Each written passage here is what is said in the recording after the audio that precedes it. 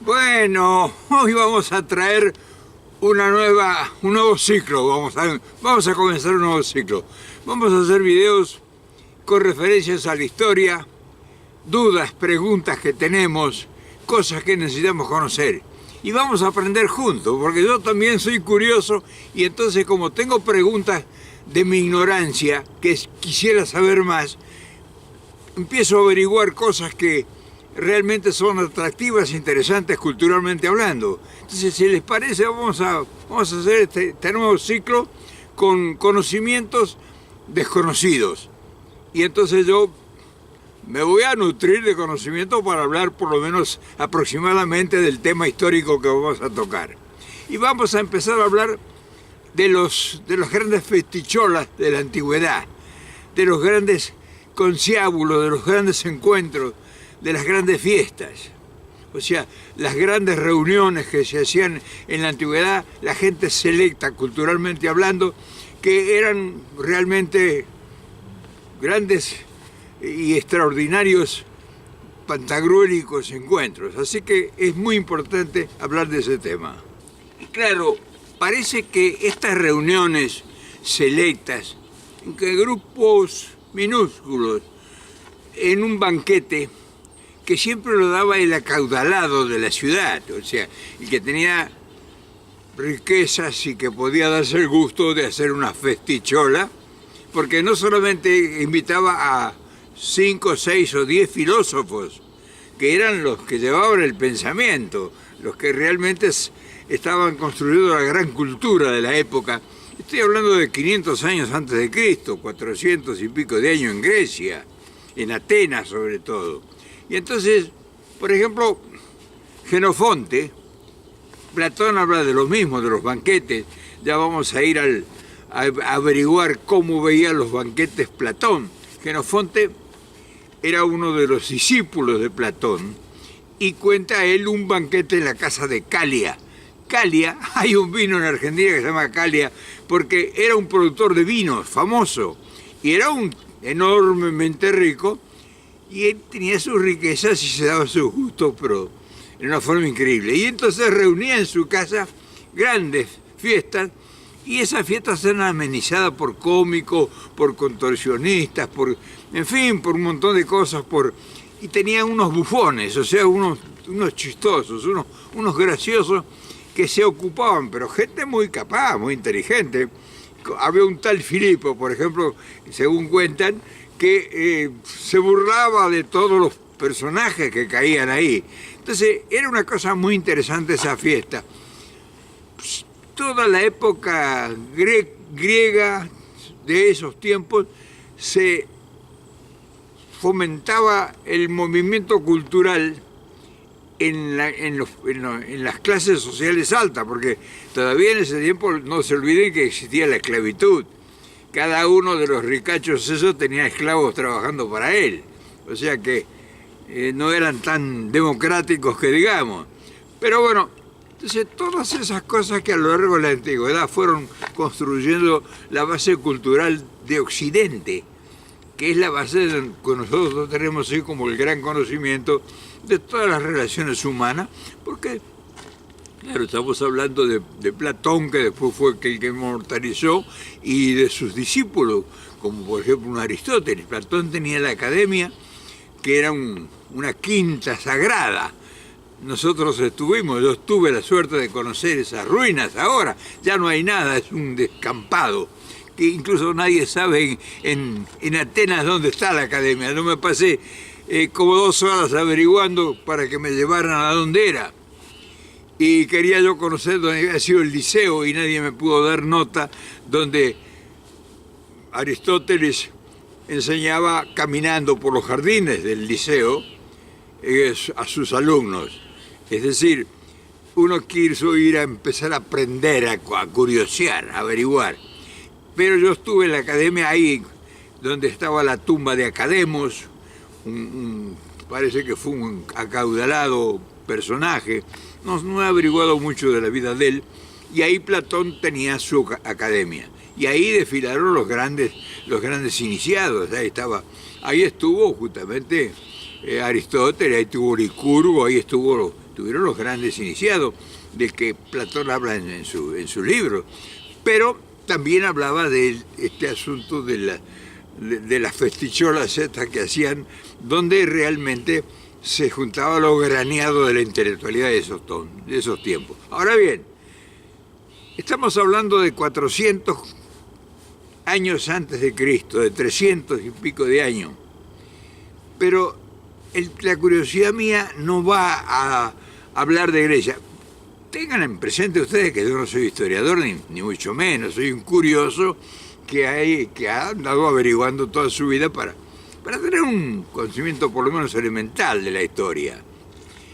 Pero claro, a uno se le ocurren preguntas y pues para que una pregunta sea respondida hasta hace 20 años atrás, había que comer, no 20 no, hace 30 o 40 años atrás, había que tragarse 200 libros o tener alguna referencia específica de alguna persona muy ilustrada que dijera, esa pregunta que tú quieres hacer o ese conocimiento, si él no lo podía explicar, te lo publica tal autor en tal libro. Hoy, la ciencia de las tecnologías modernas,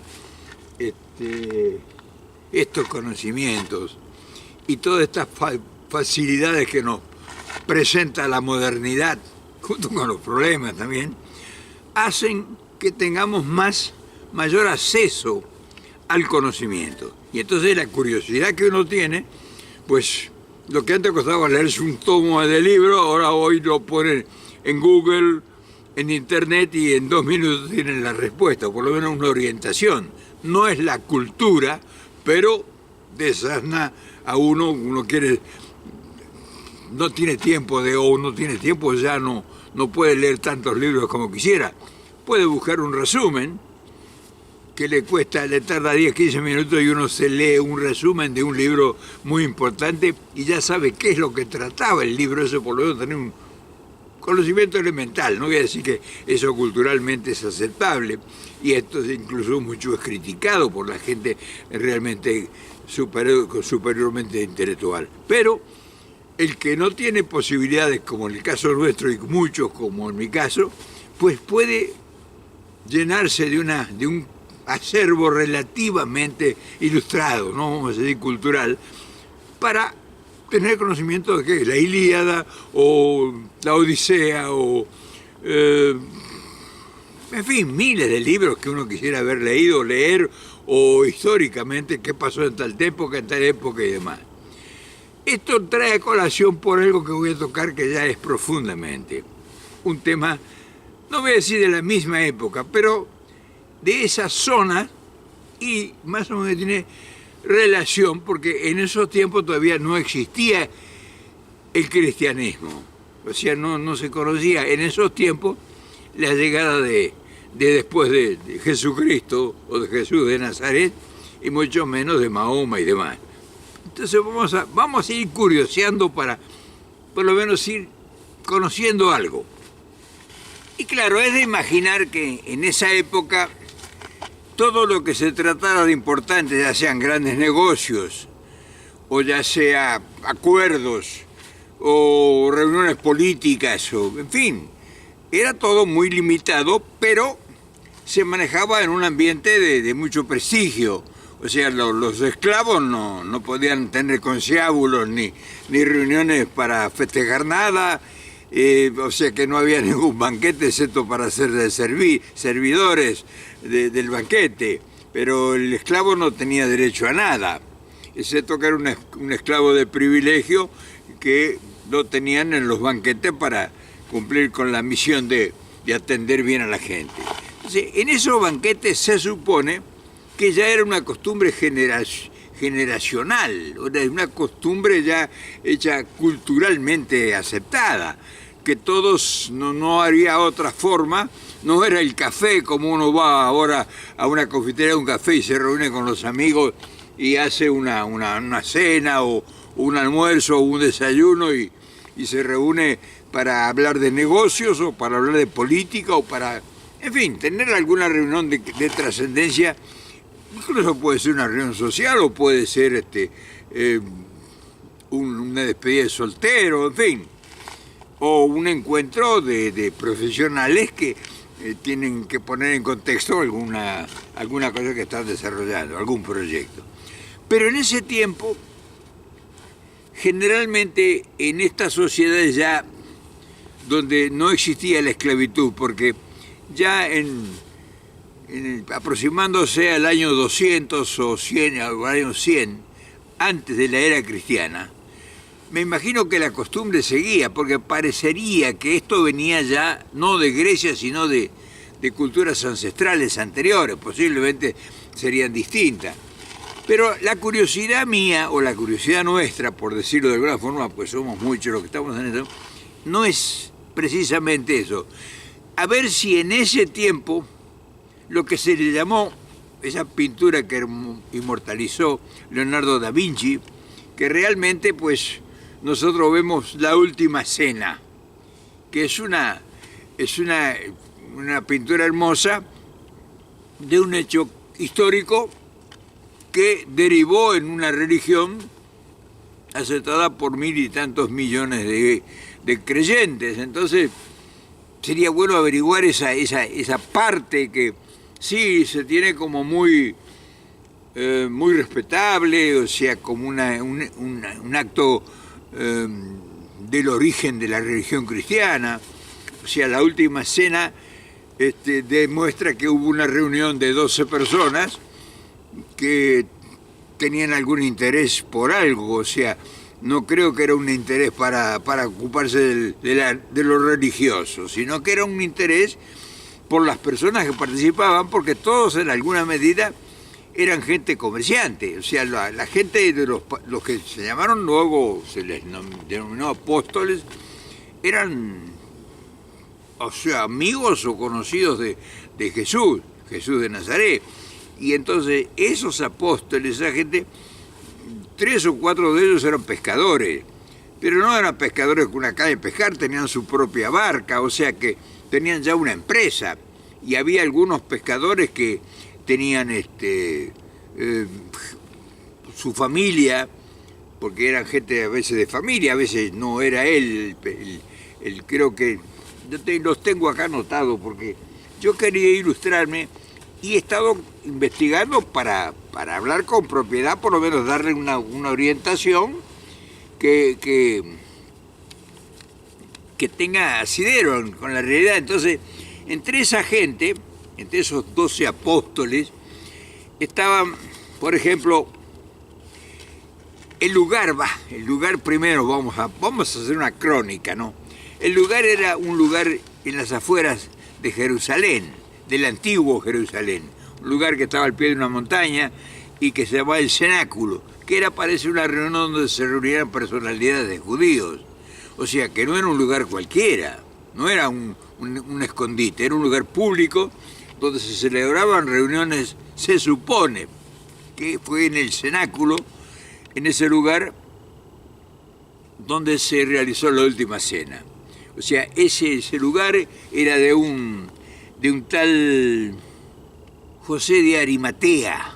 José de Arimatea era un rico influyente del Sanedrín, o sea, el Sanedrín era un consejo judío, es decir, ahí no estaban esa gente que se reunía, me imagino, no estaban hablando de Dios, porque ellos eran súbditos del Imperio Romano. O sea, ahí gobernaba o estaba como gobernante máximo el que se lavó las manos. O sea, entonces era el poder hegemónico del imperio, y la comunidad o el pueblo conquistado o el pueblo sometido, que era el pueblo judío, pues estaba, me imagino que tendría una movilidad, tendría una libertad relativa, si ellos se podían reunir en un lugar que no era secreto, que era un lugar público, para hacer una cena. Y claro, ¿quiénes eran los invitados de la noche? En primer lugar, se supone que este hombre, José de Arimatea, era el dueño del lugar. Ahora, ¿quiénes estuvieron? Y estuvieron el principal de ahí, el principal que fue parece que fue después de Jesús de Nazaret, que es el convocante, estaba José. José era un pescador, como te dije antes, que tenía su barca, o sea, ya era un empresario. Después la casa dicen que tenían 2 niveles, estaban en la parte de arriba, o sea,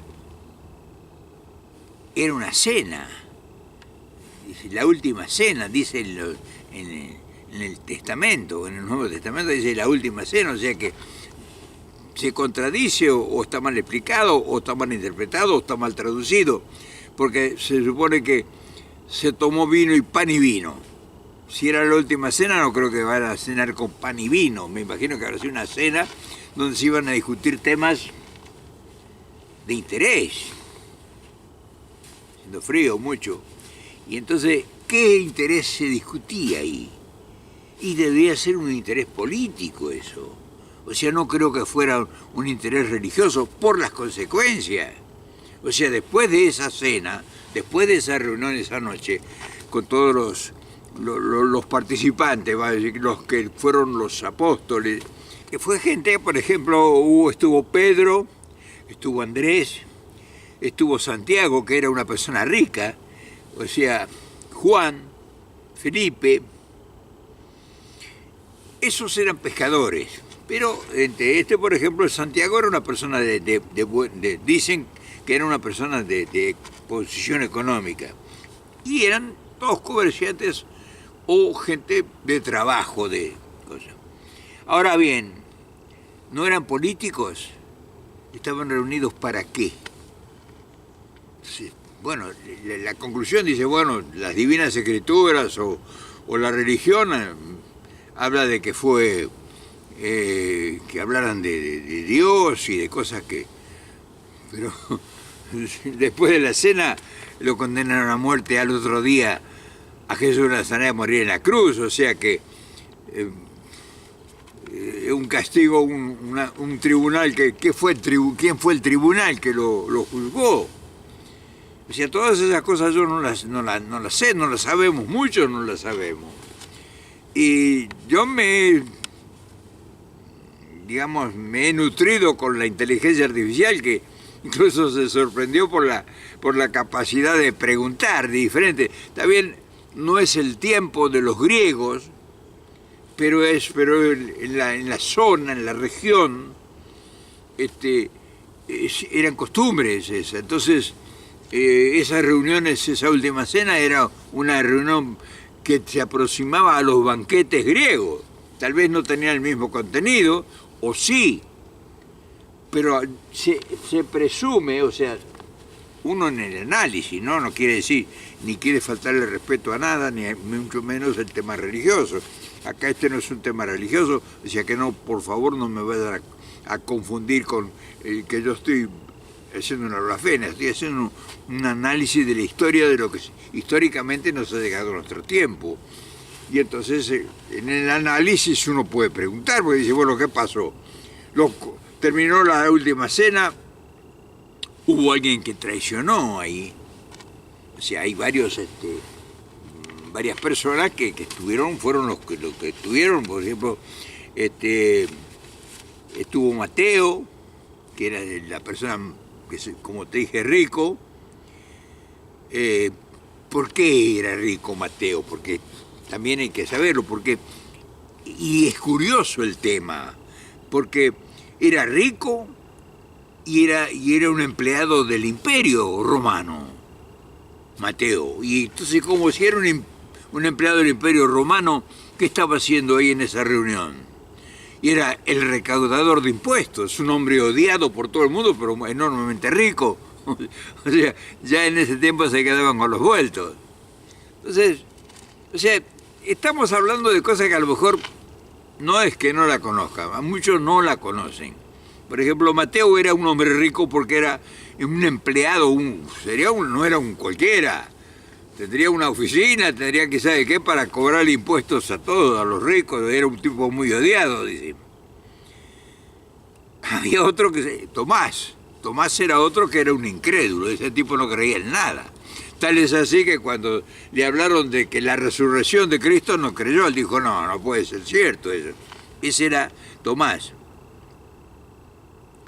Santiago era, después de la resurrección, se convirtió en un líder religioso. Judas Tadeo era un intelectual, autor de la epístola, un hombre bueno que buscaba la justicia, la gente de trabajo, protegía a los humildes, a los modestos. Judas Tadeo. Todos estos son después santos religiosos. San Judas Tadeo se le pide para que ayude a la gente de trabajo, la gente con necesidades. O sea, esa era la tarea de Judas Tadeo. Simón era un celote, era una organización política. Zenón era un celote. Los celotes eran una organización política, ¿ya? Y él era un político, o sea que del grupo era una persona que tenía conocimientos de los intereses de la política. Si era político y no pertenecía al imperio, no era un policial al imperio romano, quiere decir que era un opositor. Ese era Simón. Y estaba Judas Iscariote, el tipo más raro de todos esos 12 concurrentes al banquete ese, vamos a decir, a la última cena.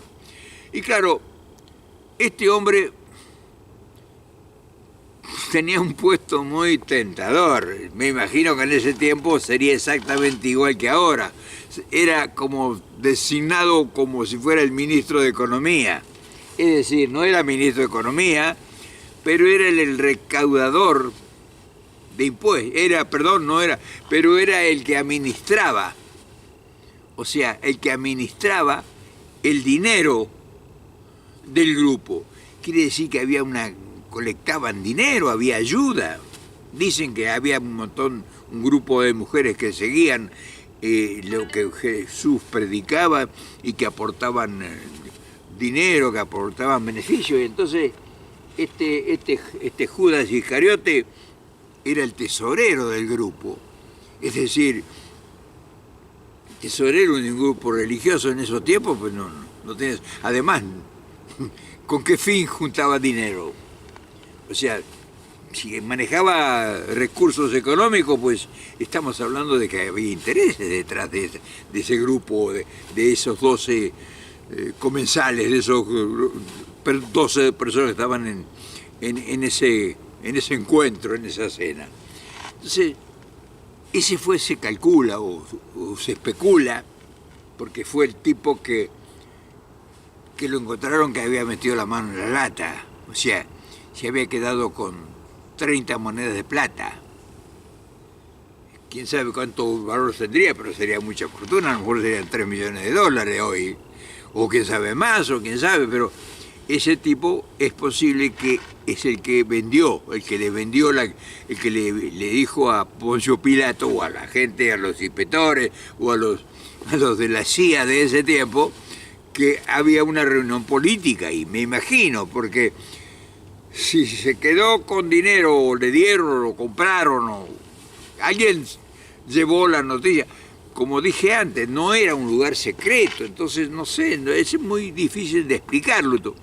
Pero estoy haciendo la cronología de lo que está escrito, de lo que está como documento. O sea, no estoy diciéndote algo contra nada ni contra nadie. Esto es un análisis de lo que históricamente dicen los evangelios. O sea, el conocimiento que tenemos todos, los que han leído la Biblia bien, como hemos tenido la oportunidad de hacerlo varias veces, y los que nunca la leyeron y que hablan cegados por una creencia ciega que pues se les respeta. Entonces todas esas cosas a nosotros nos envían un mensaje en el análisis. Y claro, cuando uno le pregunta a la inteligencia artificial, es cosas como estas. Incluso la inteligencia artificial se sorprende por la pregunta, por la relación que uno lleva. Dice, bueno, ¿no era una reunión política esa? Porque alguien lo vendió a lo que se trató ahí. ¿Qué se trató ahí? Se tomó se comió pan y se tomó vino nada más, o se comió, los pescadores no aportaron pescado, por lo menos. No vamos a decir que un churrasco o un bistec, pero los pescadores debe haber habido alguna comida, aunque sea modesta, no vamos a decir que haya manjares, pero debe haber habido comida en esa cena. Entonces, ¿dónde se nutre Leonardo da Vinci para presentar ese lugar? Que se ve que es un lugar, no se ve que es una choza, se ve que es un lugar, y como dije antes, era un lugar en las afueras de Jerusalén donde se utilizaba para este tipo de eventos. ¿Qué te parece el análisis que tenemos? Ahora, eso es que me ha nutrido a mí de conocimiento la inteligencia artificial que yo le he preguntado. O sea, la inteligencia artificial, y esto es bueno acotarlo, es buena en la función o en la medida de que tú sepas qué le vas a preguntar. O sea, el valor de la inteligencia artificial no está en lo que la inteligencia artificial tiene como conocimiento, que pareciera que es inagotable, sino en lo que tú le preguntes, y cuando le preguntas y le repreguntas, si no se contradice y si uno puede constatarlo históricamente con lo que le responden.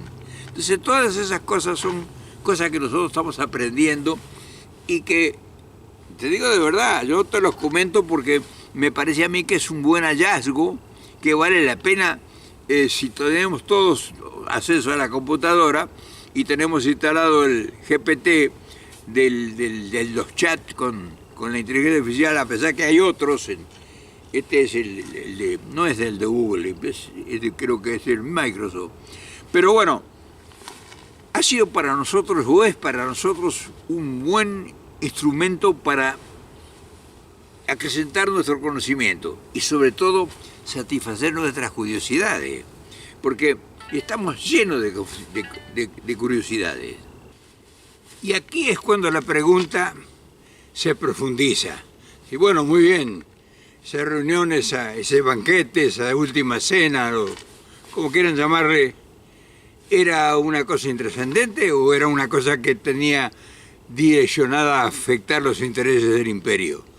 El imperio de Roma. O sea, Roma debía perseguirlos a estos si eran revoltosos para ellos o eran que estaban hablando con los pobres y haciendo mitines en todos lados, pues tendrían que, me imagino, de suponer que los estaban, que le introdujeron incluso un tipo clandestino, como en el caso hipotéticamente de Judas Iscariote, y lo estarían persiguiendo porque termina la última cena y al otro día lo condena. ¿Y qué tribunal lo condenó? Yo me olvidé de preguntarle a la inteligencia artificial, porque tiene que haber, o fue una decisión de quién, de Poncio Pilato, posiblemente sea una decisión de Poncio Pilato, porque cuando lo fueron a ver para pedir por el preso, vamos a decir, del Salamático, que lo digan, no sé. Entonces, todas esas cosas son preguntas que uno puede ahora informarse, decir, era un hecho político, y es muy posible que en ese entonces haya sido un hecho político. Pero claro, afortunadamente todos hechos tan antiguos, tan antiquísimos, que son desconocidos y además se han convertido en sagrados porque han sido llevados a la religión. O sea, es muy difícil interceder o ingresar a este campo sin temor de ser mal interpretado. Entonces, cuando uno lleva un hecho de este tipo a un análisis histórico, va a tener controversia seguramente. Pero el hecho que acá yo no estoy cuestionando el cristianismo, para mí es muy respetable y si les ha funcionado a la gente y les da la paz que requieren y los ayuda en su lucha cotidiana, pues qué bien. Yo no estoy negando nada de eso, ni cuestionándolo, ni negándolo.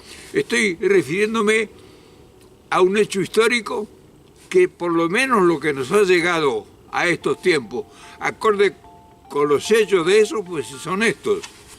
Pero bueno, ya redondeando la idea, hemos planteado el panorama hemos descrito la época, estamos hablando, empezamos 400 y tantos años antes de la era cristiana, llegamos a la decisión, siglo I. Lo que pasó después de la crucifixión de Jesucristo es una tarea de Pablo. Es el inventor de Jesucristo. O sea, ya vamos a hablar en otro video de Pablo, que realmente es asombroso lo que Pablo hizo, que es el que hizo conocer el cristianismo. Pero bueno, esa es otra historia. Jesús de Nazaret, después de la última cena, alguien lo vendió. ¿Qué tribunal lo juzgó? Pues yo no lo conozco, todavía no lo he averiguado. Poncio Pilato se lavó las manos, quiere decir que él tendría que ver en el tema de esa decisión. Lo crucificaron. La gente que le ayudó a Jesús, no sé cómo le habrá ido, porque una cosa conocemos de la historia de los 12 apóstoles, de María Magdalena, en fin, pero no conocemos más. Me imagino que él tenía una cantidad, una red muy grande de gente que lo seguía. ¿Cómo les habrá ido? ¿Quién sabe? Pero quiero decir, este fue un hecho político en una época política bajo el Imperio Romano. Entonces, no te enojes si eres religioso, te lo respeto y por nada del mundo he querido subestimar absolutamente nada de tus creencias. Pero esta es la historia que nos ha llegado a nosotros y que está testimoniada en la Biblia. O sea, si has leído la Biblia, como me imagino que la habrás leído, una cosa es que la abres y leas una página, como toda la historia, pues todo lo que hemos hablado aquí no está analizado, se da por una verdad absoluta. Acá hemos tratado de, con el conocimiento y la ciencia moderna, la comunicación moderna, hemos tratado de entrar en esa época. Lo condenaron, lo crucificaron junto a otros reos y después sigue otra historia que cada quien la interpreta a su manera. Pero bueno, hoy quería yo hacer parteraguas, dejar la parte continental, política y demás y empezar un nuevo ciclo. No sé cuánto tiempo durará este ciclo, pero por lo menos espero que te guste este nuevo intento. Te mando un abrazo y mañana, si te parece, pues buscaremos otro tema. Chao.